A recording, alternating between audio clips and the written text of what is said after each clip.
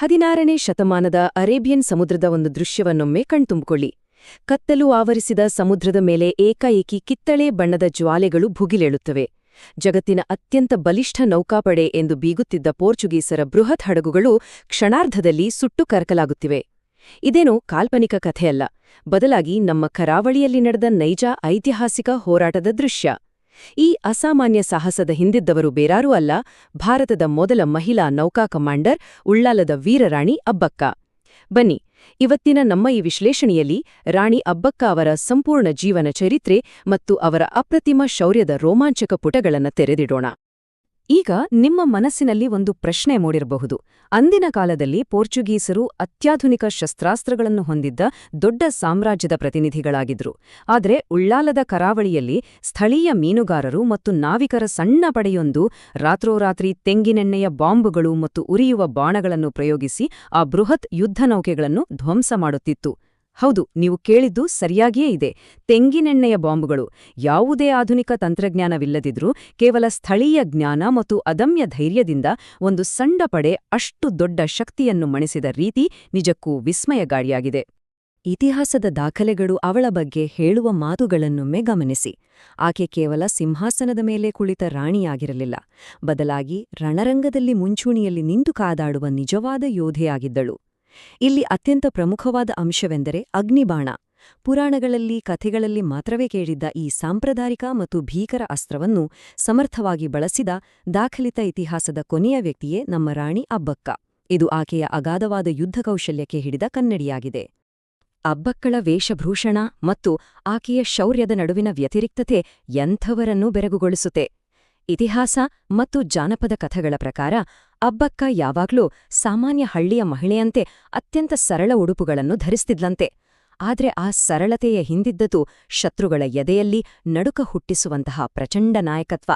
ಒಂದು ಕೈಯಲ್ಲಿ ಕತ್ತಿ, ಮತ್ತೊಂದು ಕೈಯಲ್ಲಿ ಬೆಂಕಿಯ ಪಂಜು ಹಿಡಿದು ಕುದುರೆಯೇರಿ ಸಮುದ್ರ ದಾಳಿದಿಂದ ಬರುತ್ತಿದ್ದ ಪೋರ್ಚುಗೀಸ್ ಪಡೆಯ ಮೇಲೆ ಆಕೆ ಮುಗಿಬೀಳುತ್ತಿದ್ದ ದೃಶ್ಯವನ್ನು ಕಲ್ಪಿಸಿಕೊಂಡ್ರೆ ಇಂದಿಗೂ ಮೈ ಜುಮ್ಮೆನ್ನುತ್ತದೆ.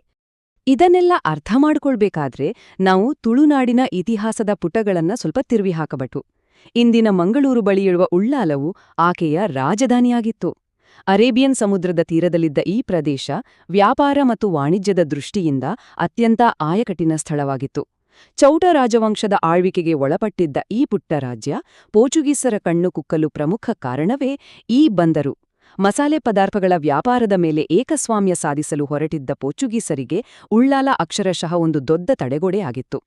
ಚೌಟ ರಾಜವಂಶದ ಬಗ್ಗೆ ಮತ್ತೊಂದು ಆಸಕ್ತಿದಾಯಕ ವಿಚಾರ ಗೊತ್ತೇ? ಅದೇ ಅವರ ಮಾತೃಪ್ರಧಾನ ಅಥವಾ ಅಳಿಯ ಸಂತಾನ ಪದ್ಧತಿ. 16ನೇ ಶತಮಾನದ ಭಾರತದಲ್ಲಿ ಹೆಣ್ಣುಮಕ್ಕಳೇ ನೇರವಾಗಿ ಆಸ್ತಿ ಮತ್ತು ಅಧಿಕಾರವನ್ನು ಪಡೆಯುವುದು ಅತ್ಯಂತ ಅಪರೂಪದ, ಕ್ರಾಂತಿಕಾರಿ ಸಂಗತಿಯಾಗಿತ್ತು.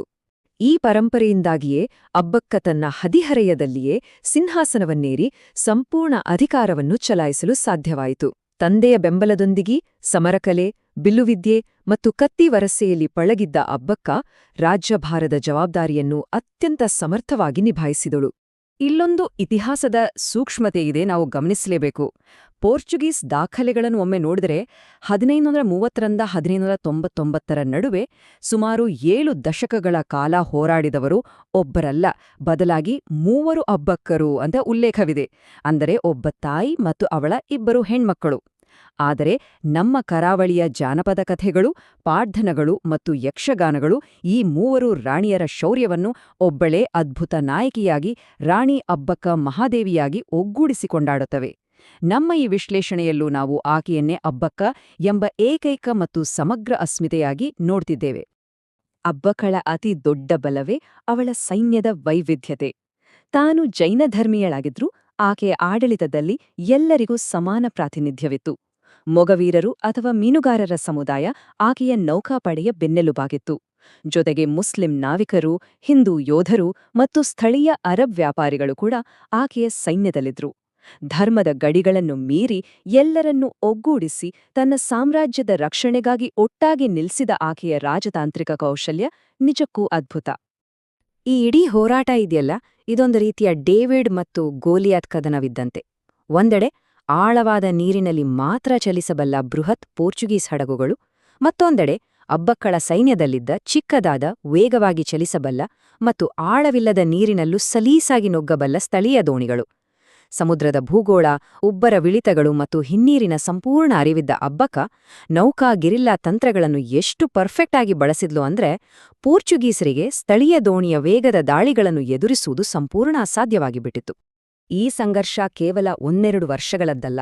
1525ರಲ್ಲಿ ಪೋರ್ಚುಗೀಸರು ಮಂಗಳೂರು ಬಂದರನ್ನು ನಾಶಪಡಿಸುವುದರೊಂದಿಗೆ ಶುರುವಾದ ಈ ಸಂಘರ್ಷ ದಶಕಗಳ ಕಾಲ ನಡೆಯಿತು. 1555ರಲ್ಲಿ ಕಪ್ಪ ಕಾಣಿಕೆ ನೀಡಲು ನಿರಾಕರಿಸಿದಾಗ ಬಂದ ಅಡ್ಮಿರಲ್ ಡಾನ್ ಅಲ್ವಾರೊ ಪಡೆಯನ್ನು ಅಬ್ಬಕ್ಕ ಹಿಮ್ಮೆಟ್ಟಿಸಿದಳು. 1558ರ ಮಂಗಳೂರಿನ ಮೇಲಿನ ಭೀಕರ ದಾಳಿಯ ನಂತರವೂ ಅಬ್ಬಕ್ಕ ಎದೆಗುಂದಲಿಲ್ಲ. ದಶಕಗಳ ಕಾಲ ನಿರಂತರವಾದಿ ವಸಾಹತುಶಾಹಿ ಶಕ್ತಿಯನ್ನು ಎದುರಿಸಿದ ಆಕೆಯ ಛಲ ಎಂಥವರ ಮೈಯಲ್ಲೂ ರೋಮಾಂಚನ ತರಿಸುತ್ತೆ. ಇನ್ನು 1567ರ ಘಟನೆಯಂತೂ ಅಕ್ಷರಶಃ ಹಾಲಿವುಡ್ ಸಿನಿಮಾಗಳನ್ನು ಮೀರಿಸುವಂತಿದೆ. ಪೋರ್ಚುಗೀಸ್ ಜನರಲ್ ಜೊವೊ ಪಿಕ್ಸೋಟೋ ಉಳ್ಳಾಲ ಕೋಟೆಯನ್ನು ವಶಪಡಿಸಿಕೊಂಡು ಅರಮನೆಯನ್ನೂ ಪ್ರವೇಶಿಸುತ್ತಾನೆ.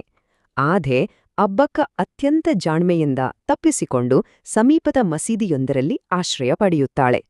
ಸೋಲೊಪ್ಪಿಕೊಳ್ಳುವ ಬದಲು ಅದೇ ಮಧ್ಯರಾತ್ರಿ ಕೇವಲ 200 ಜನ ನಿಷ್ಠಾವಂತ ಸೈನಿಕರೊಂದಿಗೆ ಕೋಟೆಯ ಮೇಲೆ ಭೀಕರ ಪ್ರತಿದಾಳಿ ನಡೆಸುತ್ತಾಳೆ.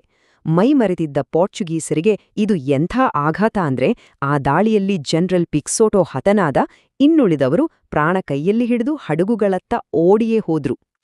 ಆಕೆಯ ಈ ದಿಟ್ಟತನ ಕೇವಲ ಉಳ್ಳಾಲಕ್ಕೆ ಸೀಮಿತವಾಗ್ಲಿಲ್ಲ. ಇಡೀ ಕರಾವಳಿಯಿಂದಲೇ ಪೋರ್ಚುಗೀಸರನ್ನು ಒದ್ದೋಡಿಸಬೇಕು ಅನ್ನೋದು ಅವಳ ಟಾರ್ಗೆಟ್ ಆಗಿತ್ತು. ಅದಕ್ಕಾಗಿ 1570ರಲ್ಲಿ ಅಬ್ಬಕ್ಕ ಒಂದು ಬೃಹತ್ ಅಂತಾರಾಷ್ಟ್ರೀಯ ಒಕ್ಕೂಟವನ್ನೇ ರಚಿಸಿದಳು.